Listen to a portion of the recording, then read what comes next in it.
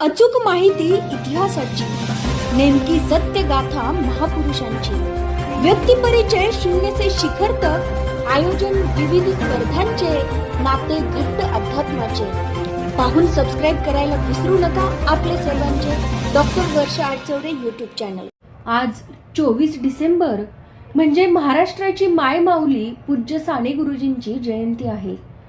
साने गुरुजी म्हणजे महाराष्ट्राला लाभलेले एक सत्यनिष्ठ, सेवाभावी, प्रेमळ, श्रद्धाळू असे व्यक्तिमत्व. गुरुजी म्हणजे एक भावनिक साहित्यकार, संपूर्ण आयुष्य देशसेवेत समर्पित करणारे त्यागमूर्ती आणि समाजवादी विचारांचे एक बहुआयामी व्यक्तित्व. आजच्या बदलत्या युगात भारतीय संस्कृतीची मूल्ये समाजात जपणे अत्यंत महत्त्वाचे आहे. आजच्या ग्लोबल वातावरणात माणूस वेगाने प्रगती करत आहे, परंतु त्याचबरोबर दुसऱ्या बाजूला मानवी मूल्यांचा ऱ्हास होताना दिसत आहे. या पार्श्वभूमीवर गुरुजींनी मांडलेली नीतिमूल्य पुन्हा नव्या पिढीपुढे येणे आवश्यक आहे. अवघ्या 50 वर्षांच्या आयुष्यात गुरुजींनी विपुल साहित्याची निर्मिती करून मराठी साहित्यात फार मोठे योगदान दिले.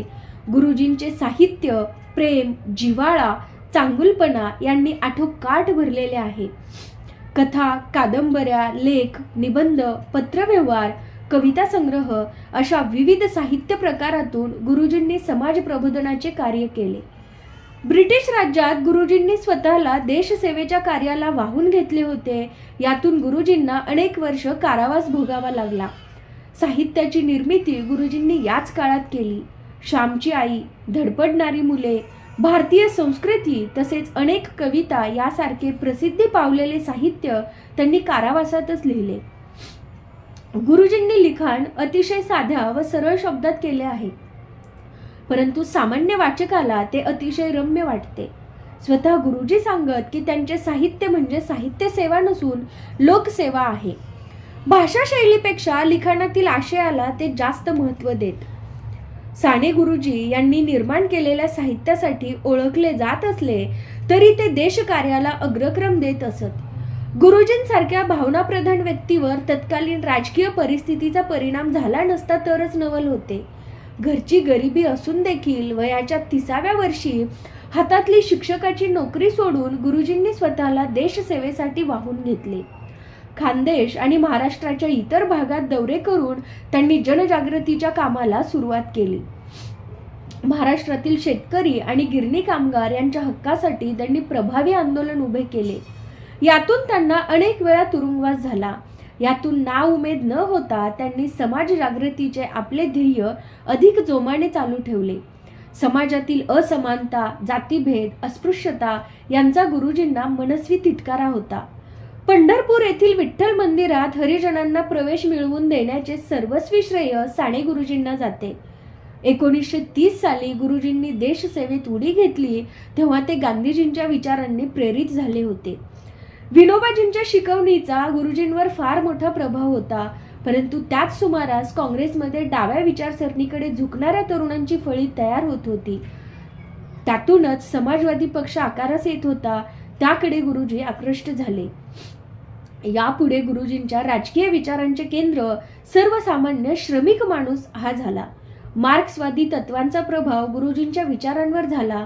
1937 नंतरच्या काळात शेतकऱ्यांचे लढे, गिरणी कामगारांचे प्रश्न, संप, मोर्चे या गोष्टींमध्ये गुरुजींचा महत्त्वाचा सहभाग होता. स्वातंत्र्यानंतरच्या काळात झालेल्या भाषावर प्रांत रचनेचा भारताच्या एकात्मतेवर अनिष्ट परिणाम होण्याची शक्यता गुरुजींना जाणवली. यातूनच आंतरभारतीची संकल्पना साने गुरुजींनी मांडली. भारतात विविध प्रांतात बोलल्या जाणाऱ्या भाषा एकमेकांशी जोडण्याची आवश्यकता गुरुजींना वाटली. विविध भाषेतील विचार, साहित्य, संस्कृती यांचे आदान प्रदान होण्याची आवश्यकता त्यांनी व्यक्त केली. परंतु स्वातंत्र्योत्तर काळात गुरुजींना वैफल्याने घेरले. त्यातच महात्मा गांधी यांच्या हत्येने ते खचून गेले. या दुर्दैवी घटनेने त्यांना आत्महत्येस प्रवृत्त केले. अमृताचा पुत्र म्हणून ज्यांना विनोबाजींनी गौरवले होते त्या थोर साने गुरुजींचे 11 जून 1950 रोजी निर्वाण झाले. पूज्य साने गुरुजींनी कथा, कादंबऱ्या, कविता, निबंध, चरित्रे अशा अनेक साहित्य प्रकारांवर आधारित 125 पेक्षाही अधिक पुस्तके लिहिली आहेत. त्यातील अगदी थोड्याच पुस्तकांची नावे आणि विषय आपणासमोर विशद करत आहेत. यातील बहुतेक पुस्तके बाजारात वाजवी किमतीत उपलब्ध आहेत. गुरुजींचा विस्तृत जीवन परिचय आणि काही पुस्तके saneguruji.mahabhushan.com या संकेतस्थळावर वाचायला मिळतील. त्यांच्या आत्मकथनपर कादंबऱ्यांमध्ये आहेत श्यामची आई 1935, श्याम 1938 आणि धडपडणारा श्याम 1938. श्यामची आई हे गुरुजींचे सर्वात गाजलेले पुस्तक. हे पुस्तक मातेचा महिमा गाणारे आहे. आईच्या थोर शिकवणीचे, सरळ साध्या सुंदर जीवनाचे करून परंतु प्रेरक कथात्मक चित्र गुरुजींनी या कादंबरीत रेखाटले आहे. श्याम या कादंबरीत गुरुजींच्या दापोलीच्या शालेय आणि कौटुंबिक जीवनाचे स्मृतिरूप कथन गुरुजींनी केलेले आहे. धडपडणारा श्याम औंधच्या शाळेतील व नंतर पुण्याच्या नूतन मराठी विद्यालयातील विद्यार्थी जीवनाचे आत्मकथन गुरुजींनी या कादंबरीत केले आहे. कादंबरी धडपडणारी मुले खंड 1 व 2 1937 या कादंबरीमध्ये गोपाळराव, स्वामी, नामदेव, रघुनाथ इत्यादी भारतपुत्र मातृभूमीच्या उद्धारासाठी कशी धडपडत आहेत हे गुरुजींनी लिहिले आहे. पुनर्जन्म 1939 यात तुरुंगातील राजकीय व इतर कैद्यांनी सांगितलेल्या विविध अनुभवांवरून रचलेली स्त्रियांची एकनिष्ठता व पवित्र प्रेम यावर गुरुजींनी कथा लिहिली आहे. सती 1940 ही सामाजिक कादंबरी आहे. यात स्त्री जीवनातील करुणा आणि व्यथा गुरुजींनी व्यक्त केली आहे.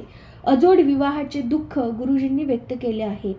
आस्तिक 1940 तत्कालीन हिंदू मुसलमान संघर्षाच्या पार्श्वभूमीवर ही कादंबरी आधारित आहे. आर्य व नाग ही रूपके यामध्ये प्रभावीपणे वापरली आहेत.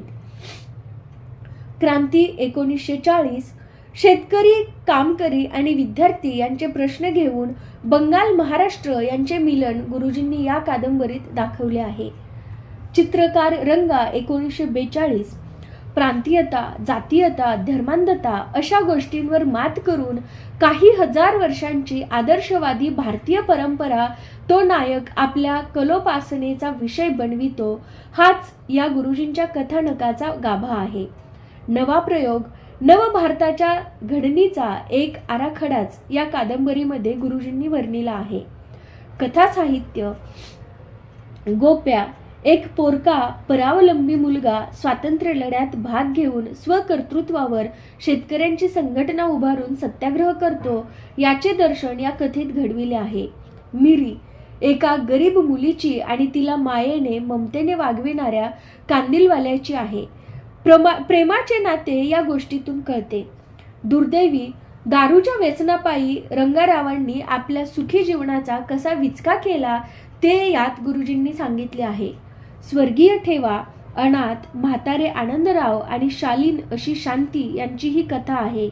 नवी नाती कशी जोडावीत याचे दर्शन येथे घडते.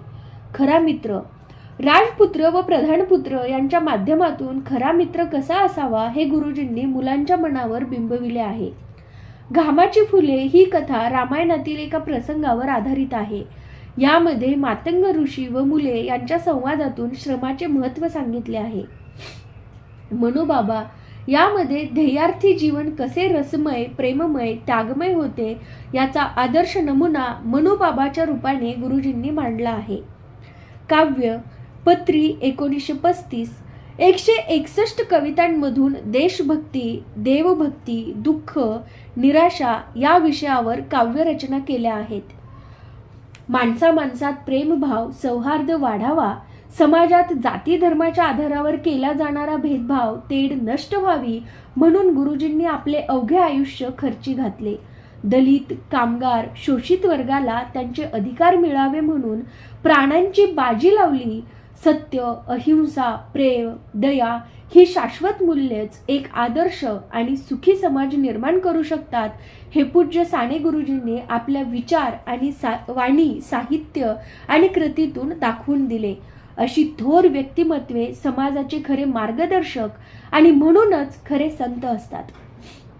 दुर्दैवाने आजचा बहुतांश मराठी समाज चमत्काराला नमस्कार या उक्तीला जागून ज्यांचे समाजाला विशेष काहीच योगदान नाही अशा बाबा आणि महाराजांच्या नादी लागलेला आहे. या तथाकथित महाराजांच्या पोथ्या आणि चमत्कारांच्या कथा वाचून आपला समाज दैववादी, आत्मविश्वासहीन आणि विवेकहीन होत चालला आहे. आज कदाचित साने गुरुजींचा फोटो पाहून त्यांना सहज ओळखणारे फारसे भेटणार नाहीत. ही शोचनीय परिस्थिती आहे. कदाचित तुम्ही विसरले असाल तर गाडगे महाराजांसारख्या हळूहळू विस्मृतीत जाणाऱ्या या थोर संताची आठवण करून देण्याचा हा एक छोटासा प्रयत्न केला आहे. भावी पिढ्या जर जगाचे आदर्श नागरिक व्हावे असे आपणा सर्वांना वाटत असेल तर आबालवृद्धांनी पूज्य साने गुरुजींच्या पुस्तकांचे जाहीर वाचन आणि त्यानुसार आचरण केले पाहिजे, हे इथे आग्रहाने सांगावेसे वाटते. साने गुरुजींबाबतच्या आजच्या या माहितीचे संकलक आहेत ऋषिकेश राऊळ. मूळचे मुंबईचे असणारे ऋषिकेश राऊळ हे सध्या शारजहा या देशात मराठी विषयाचे शिक्षक आहेत आणि ते साने गुरुजींबद्दलची माहिती संकलित करून 1000 मुलांना भेट देणार आहेत. त्याबद्दल त्यांचे विशेष कौतुक आणि साने गुरुजी यांना त्यांच्या जयंतीनिमित्त आज विनम्र अभिवादन. धन्यवाद.